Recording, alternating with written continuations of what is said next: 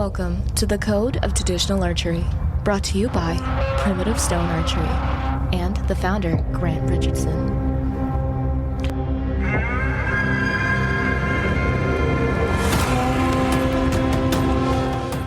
Welcome to the Code of Traditional Archery podcast. I'm Grant Richardson, your host, and welcome all those who have been following us thus far.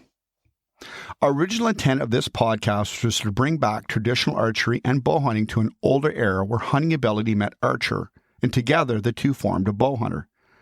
A strong resurgence in shooting and hunting with recurves, longbows, and self-bows is being seen, and our intent is to fill a gap in what we see as really an art and a process and not so much a product. I've been shooting bow with my daughter that afternoon, watching as she measured each arrow sent to its intended target with careful focus. And as usual, the questions were coming fast and continuous about the upcoming season.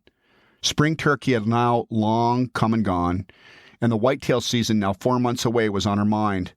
The intention she had with each arrow loose was evident. As she collected her arrows, she would stop and ponder the deer tracks that littered the ground not too far from where I have one of my go-to stand locations. "Would you take a shot that far, Dad?" She gestured to the tracks in the ground now, hardened into the dirt and clay mixture at her feet, some 60 yards away from where we had started our walk down. "No," I shook my head slowly in response to her, and looked up at the black spruce and white pine trees, my eyes straying to the upper branches of the closest Goliath, distracting me from the routine of shooting. My thoughts bring me back to decisions made in pine forests of my youth, and trees very similar in stature. And that is where this Lessons Learned episode begins. Enter the ethical predator. As a youth, the trees themselves held reverence to me in both the greatness in which they grew so tall and foreboding to my young eyes, but equally for the cover and food they provided for the wildlife I pursued.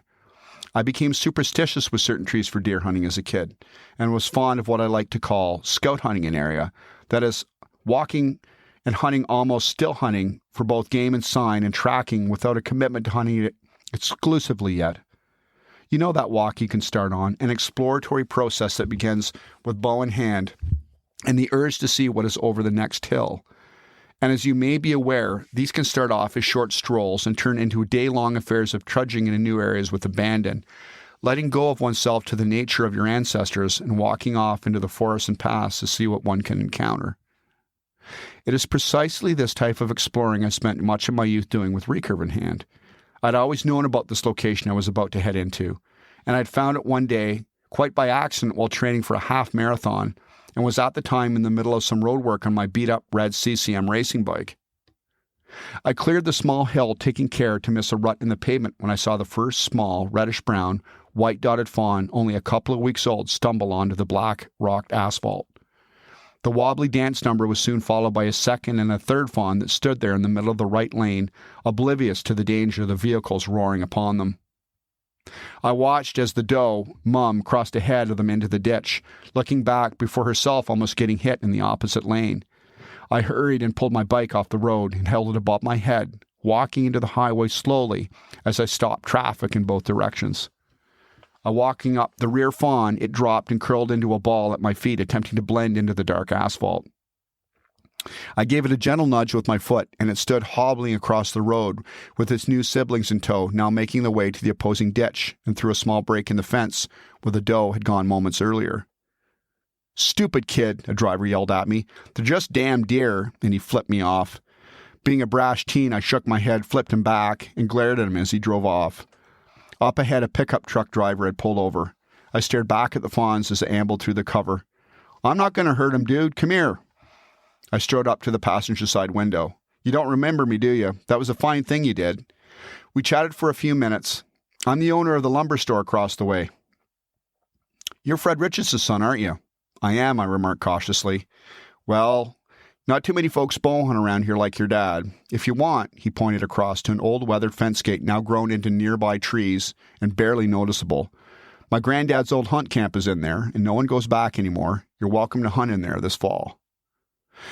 He responded with a story of my father, where he had met me involving a bet over shooting a red poker chip after my father had won his 9th local .22 caliber turkey shoot, and he had beaten the best local shot, who was now part of that hunt camp.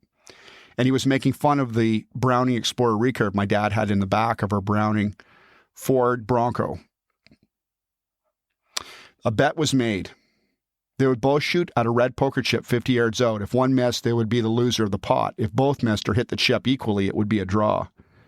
The fellow with the 22 took the poker chip down with a shot, and his friends gathered around until a silence had fallen around my father's turn. Walking back 5 feet further, he turned, drawing the bow, and pinwheeled the poker chip with a field point tip Porterford cedar arrow. Giving the stunned onlookers a stern look, we thanked them, piled into the Bronco, and we left not to return. Of course, the incident had become a story and quickly into a small-town legend. And although I didn't recall my father, I did recall the day and the event. We chatted several more minutes before he drove off. I biked home as fast as possible to tell my parents my good fortune, of course omitting the parts regarding the busy highway and such, only that I'd held some beer across the road and got permission to hunt the large expanse of property behind the building supply store. That day started off as any other, and I'd finished all my house chores earlier that morning before school. It was October, I was 16 years old, and fully immersed in grade 11, but daydreamed of nothing but bow hunting. I had a spare at the end of the day, and ran home full sprint, thinking about the next several hours I had to explore the new area I'd been given permission to hunt.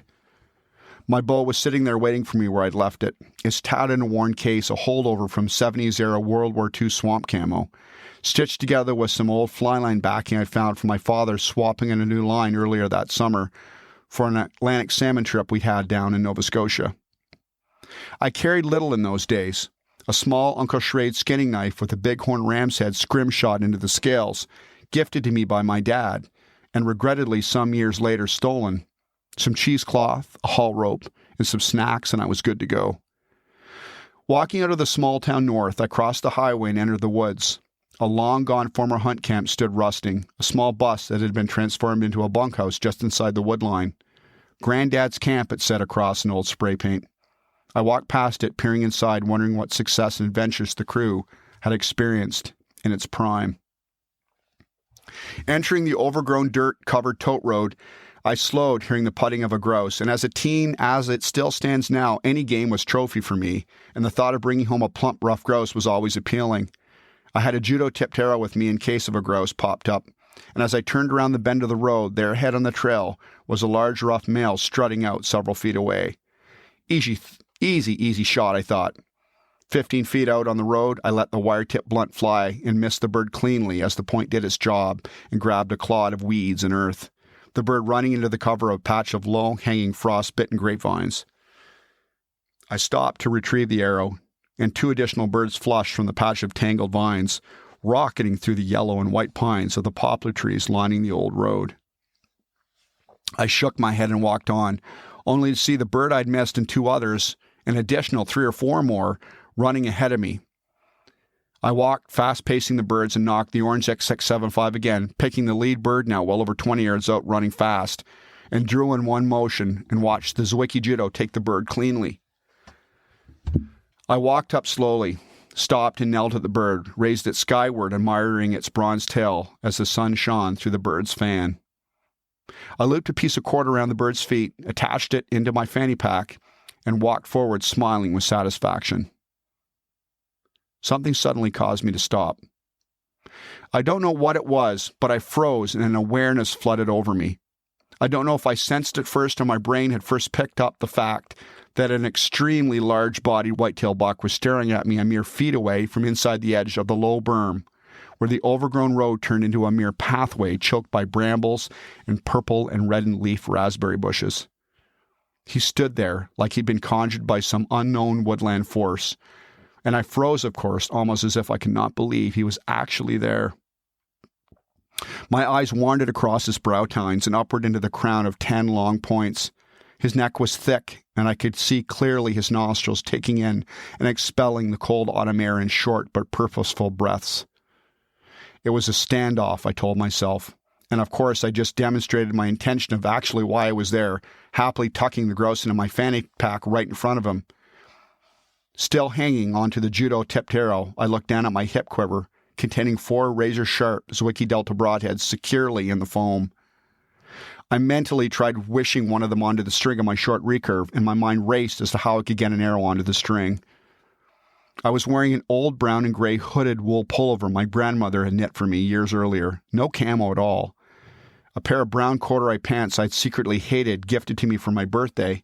Now hidden from my mother's sight under my bed, I had streaked and drawn black sticks up and down with permanent magic marker to try to break up my leg pattern. "You're busted, dude," a voice said in my head. "Go for it. Drop the judo. Grab a delta and shoot." "No, no, no, no," another voice said. "If you make sudden movement, he'll bolt, and that's it." Who to listen to?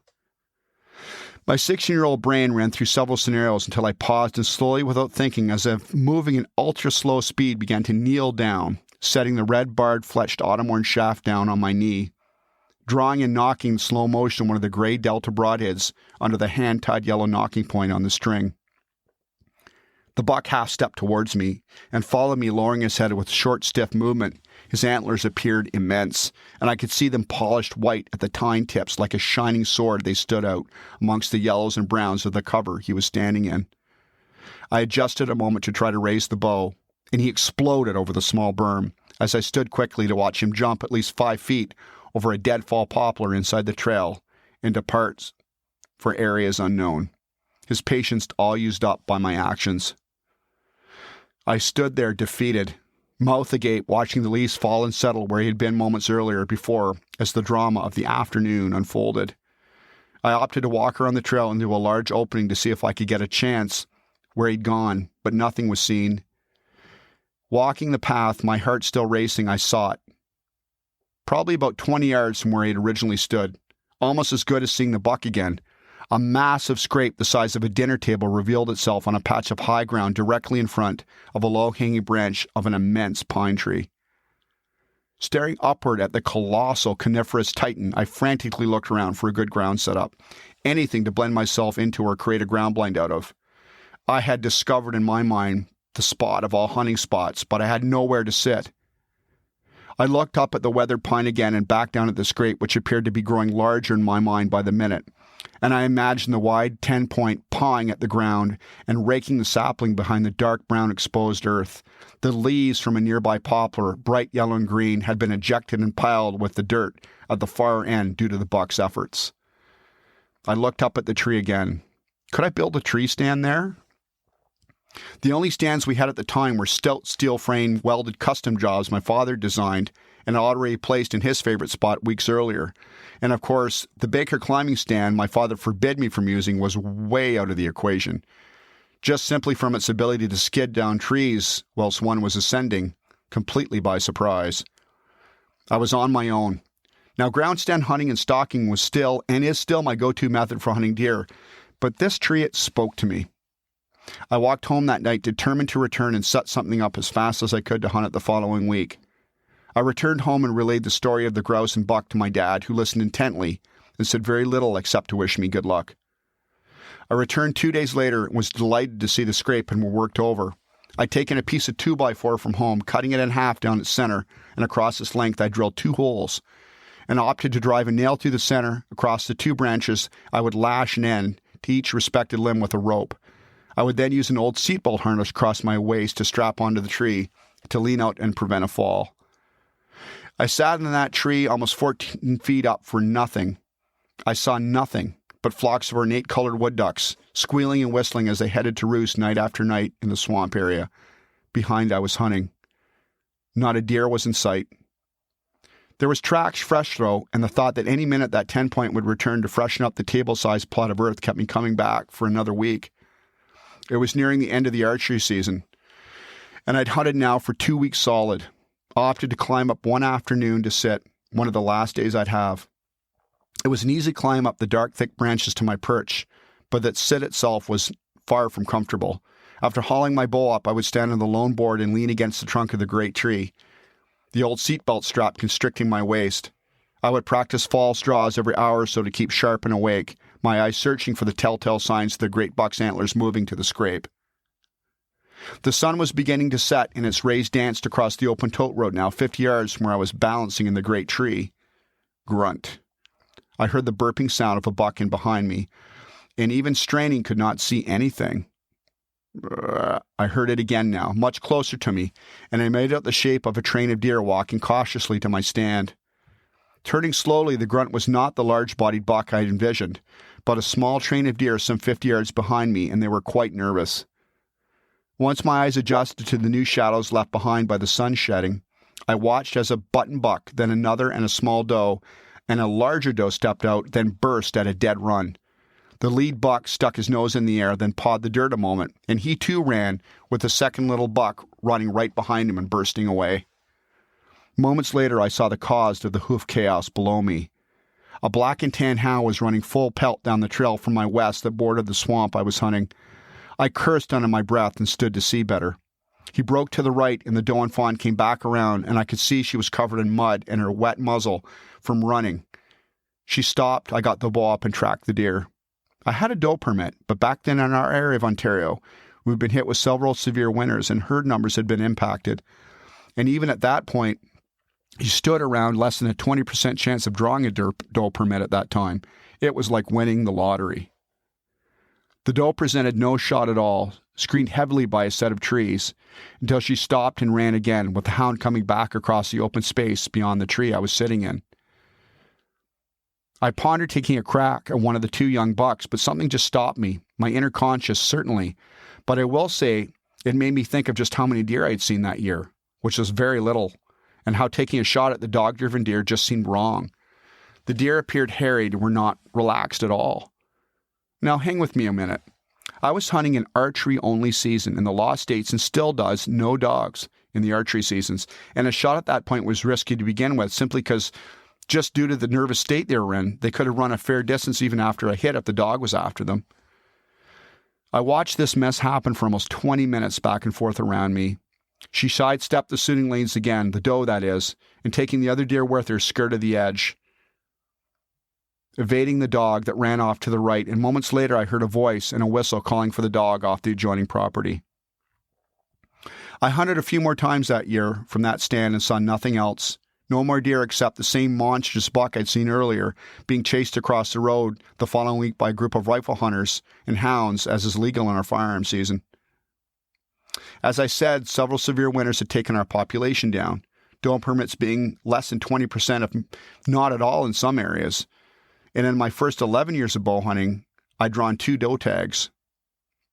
Our population was slowly recovering in the mid-80s and 90s, although being in a northern environment for whitetails, we still have around 8 to 10 deer per square mile, on average, although due to the northern climate, they are on the larger size.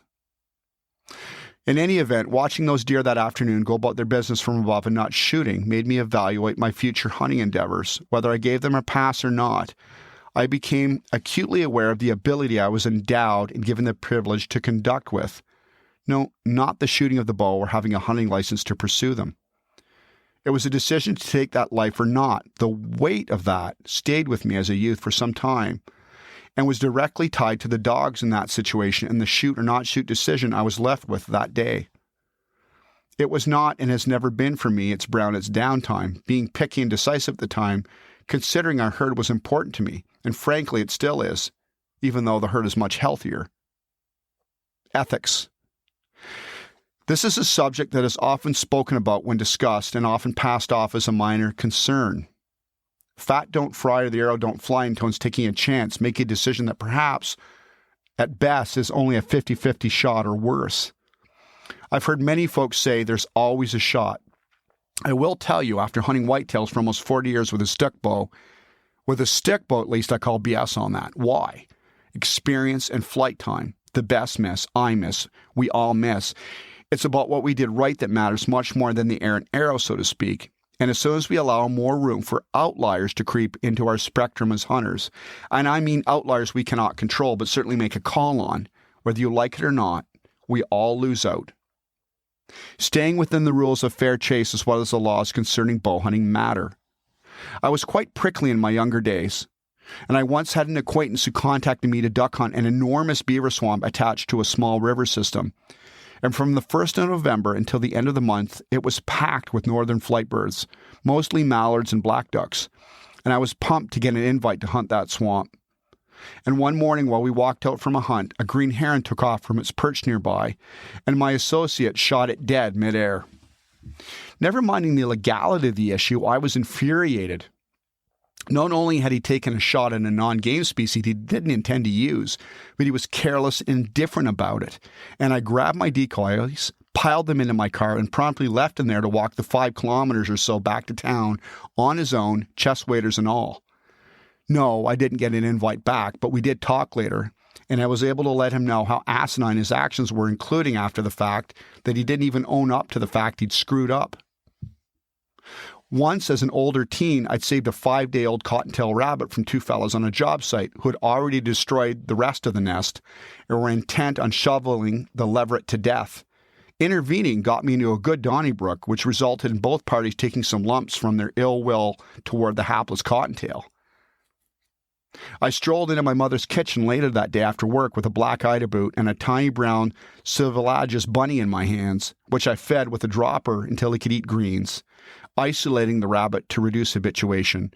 The brown ball of fur was released when he reached full size onto the very property we hunt now. As a hunter and as you connect with the prey you pursue, I have no doubt that you too have experienced the same fierce protection of the wild I have. How is that, though? How was I so intent on saving that young rabbit that I got into a straight-up fist fight with 2 fellows over it, straining even the boundaries of the combative martial arts I have immersed myself in since I was a youth? I took a risk for the care of that rabbit, the very same species I had first hunted and taken with a slingshot as a youth many years prior.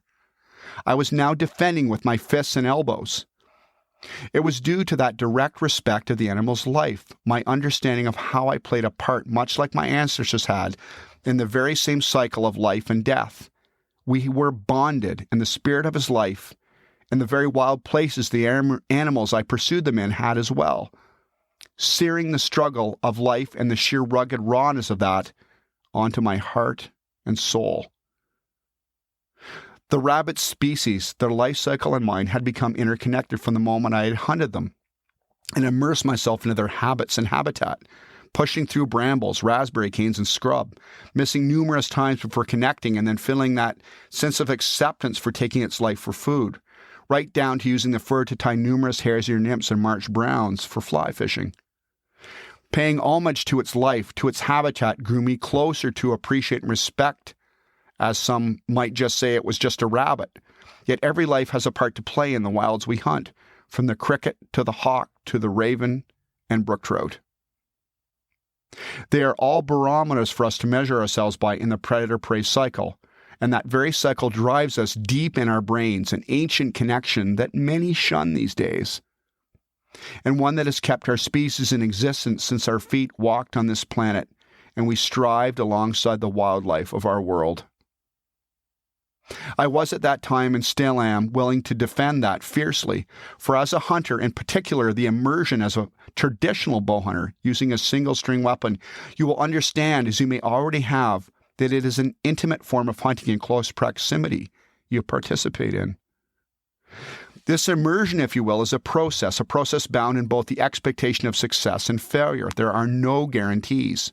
And the more you are involved in this intimate, arduous process you allow into your spirit, the closer you will connect to not only the prey you hunt, but all those that dwell in the wilderness we venture forth to hunt into. You will become a voice of truth as a hunter to the world we now live, and that shields itself in many ways from the true nature, the truth of the nature of the wilds. You will speak for the animals, the woods, the trout, the streams they inhabit, the fields and the woods, by understanding their way of living. You have now become a part of something older, and in that respect, their protector.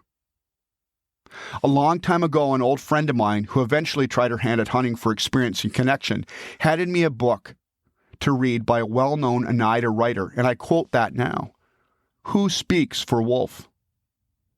That is a question that can be applied to any of the species and their habitats we pursue, for it is, and always has been in years past, the hunter that spoke up about laws, wildlife acts, bag limits, equipment restrictions, fair chase, and in that very essence has in many cases saved species from extinction and protecting them from both overharvest or corporate or otherwise black markets.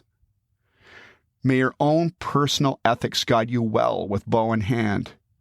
And to quote a paragraph from my book, The Code of Traditional Archery, Chapter 5, Immersion, This is a process of true hunting, a path to woodsmanship, scouting, and tracking that accompanies the code of traditional archery and walking the path of the ethical predator. The immersion of these elements is different for everyone, however, but that is the path of the traditional bow hunter. Hunting with sticks bow, so to speak, and its growth into various hunting seasons using a stringle sting bow is just appealing because it's simply a heck of a lot harder way to hunt.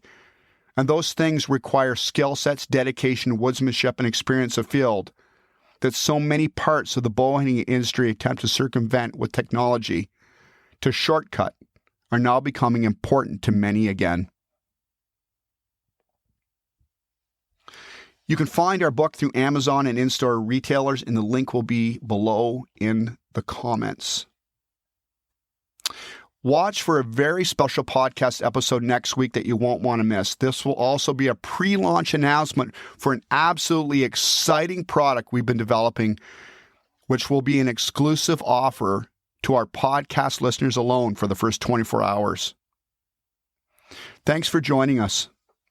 We appreciate all the positive feedback we've been getting from folks all over the world. This confirms for us the intent we have in our platform message based on the 3 pillars of the code of traditional archery: weapon proficiency with the stick bow, ethics to guide us on our collective journey, and conservation and stewardship in order to protect the wildlife, woods, fields, and waterways we hunt, as our themes are resonating.